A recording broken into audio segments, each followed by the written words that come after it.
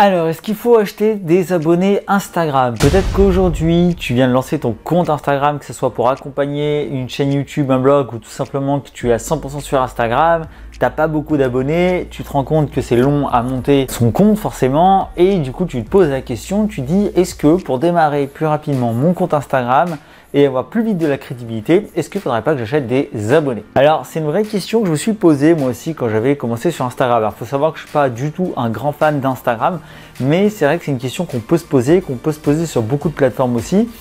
Et finalement, ça paraît intéressant à première vue. Tu vois, tu dis, si j'achète des abonnés, je vais tout de suite avoir plein d'inscrits. Et donc, ça va grossir mon compte, ça va donner vraiment l'impression qu'il y a plein de monde qui me suit et je vais peut-être même accélérer ma croissance, etc., etc. Et je vais te dire un truc, moi je te déconseille très fortement de céder à ce chant des sirènes. Je sais que ça peut paraître beau, mais il y a beaucoup d'inconvénients et surtout ça va même te desservir. Je t'explique pourquoi dans cette vidéo. Juste avant de commencer, j'ai créé un kit pour toutes les personnes qui souhaitent vivre de leur contenu.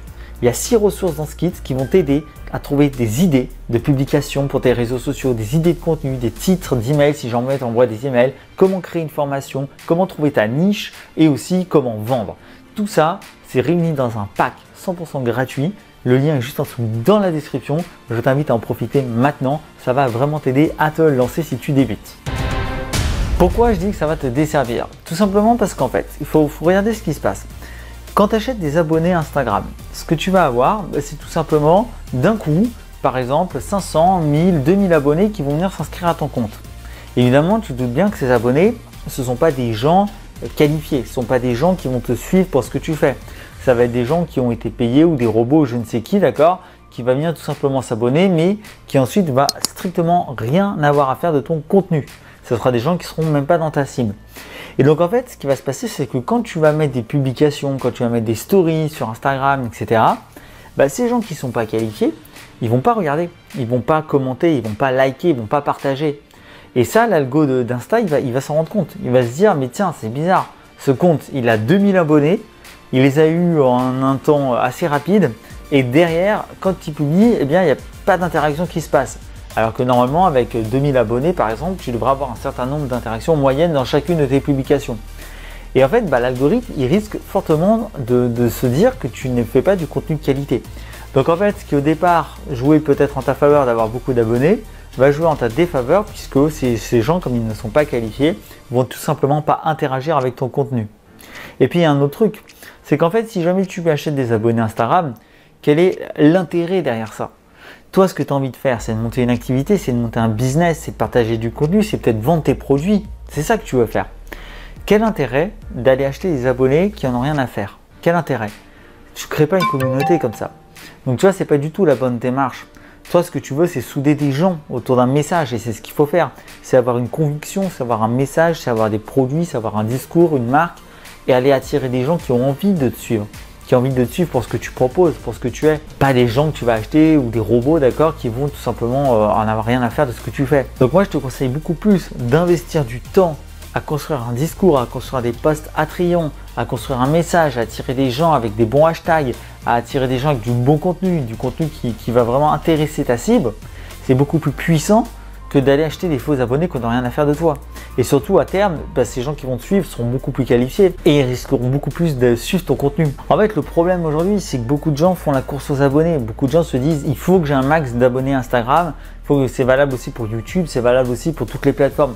Et le truc, c'est qu'en fait, ce qu'il faut comprendre, c'est qu'on s'en fout du nombre d'abonnés. C'est pas ça le plus important. C'est pas que tu aies 1000, 10 000, 100 000 abonnés.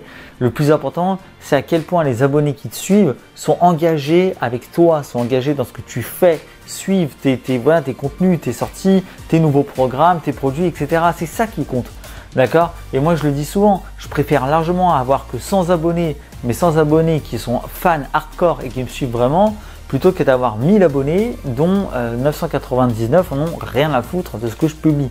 Tu vois ce que je veux dire? C'est vraiment ça le plus important. Il faut que tu arrêtes de regarder le nombre d'abonnés et que tu regardes la qualification des abonnés. Et en achetant des abonnés Instagram, eh bien tu n'auras pas d'abonnés qualifiés. Tu les auras en nombre, mais ils ne seront pas qualifiés. Alors quoi faire à la place pour propulser ton compte Instagram pour vraiment le monter? Comme je te l'ai dit, il faut créer du bon contenu, du contenu de qualité, du contenu qui va fédérer les gens autour de ta marque, de ton discours, de ce que tu as envie de partager, et donc qui va te permettre d'avoir des personnes investies, d'accord, dans ce que tu fais dans ton univers. Il faut savoir, j'avais vu passer l'info, alors je ne peux pas te confier à 100% qu'elle est vraie, mais j'avais vu passer comme quoi il fallait en moyenne pour un compte Instagram 7 mois avant de vraiment se lancer. Qu'il fallait vraiment 7 mois avec des publications régulières, des interactions régulières avant qu'ils prennent vraiment de l'ampleur. Donc si tu débutes aujourd'hui sur Instagram et que tes premiers posts n'attirent personne ou très peu de monde, c'est normal et c'est pas grave, d'accord? Ça prend du temps comme pour tout développer, ça prend du temps. C'est valable pour YouTube, c'est valable pour Instagram, c'est valable pour Facebook, c'est valable pour tout. Donc sois patient. Tout ce qu'il faut, c'est de la régularité. Sois régulier, propose du bon contenu, essaye d'interagir au maximum avec d'autres comptes, va liker d'autres comptes, va commenter sur d'autres comptes, fais des stories, d'accord? Essaye même de faire des réels. Enfin, utilise au maximum toutes les fonctionnalités d'Instagram pour qu'Instagram comprenne que tu es sérieux sur sa plateforme. C'est ce qu'ils veulent. C'est exactement comme YouTube, d'accord? Moi, sur YouTube, je mets des fiches, je mets des écrans de fin, j'utilise les hashtags, des descriptions détaillées, etc. J'utilise absolument tout, d'accord? Les outils de YouTube pour montrer que je l'utilise sérieusement la plateforme.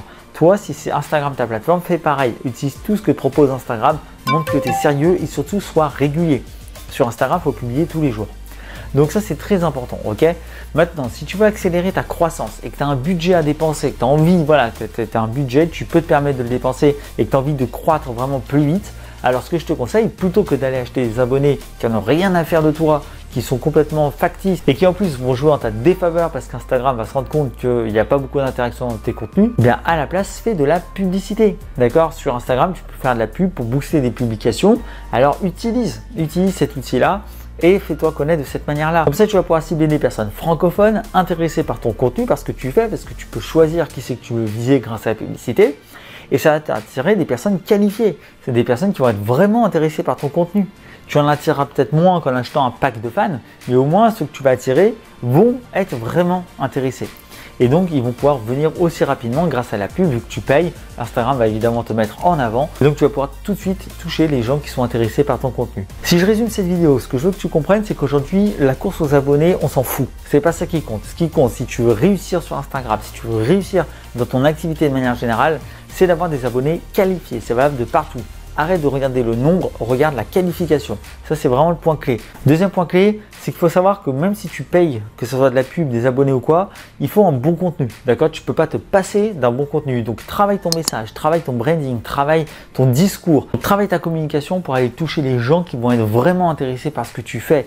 Que les gens que tu attires soient intéressés, trouvent du contenu qui va les aider à progresser. C'est ça le plus important. Donc, si tu t'apprêtes à faire de la publicité Instagram, comme je te le conseille si jamais tu as un budget à dépenser, eh bien, ce que je te conseille de faire avant tout, c'est quand même d'abord d'être sûr que ton contenu est percutant.